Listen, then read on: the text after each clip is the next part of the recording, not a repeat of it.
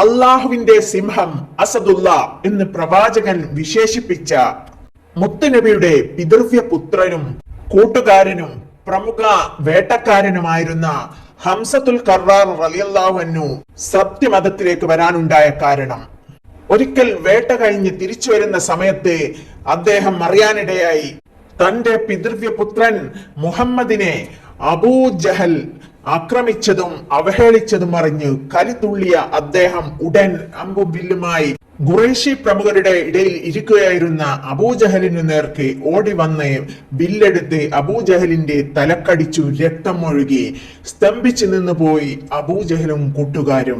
എന്നിട്ട് ഉറക്കെ പ്രഖ്യാപിച്ചു, ഞാനിതാ മുഹമ്മദിന്റെ മതം സ്വീകരിച്ചിരിക്കുന്നു, ധൈര്യമുണ്ടെങ്കിൽ എന്നെയും അടിക്ക്. ബദർ യുദ്ധത്തിൽ പങ്കെടുത്ത അദ്ദേഹം വിജയക്കൊടി പാറിച്ചവരിൽ ഒരാളാണ്. ഇസ്ലാമിനൊരു മുതൽക്കൂട്ടായിരുന്ന അദ്ദേഹം ഉഹദ് യുദ്ധത്തിൽ ഷഹീദായി.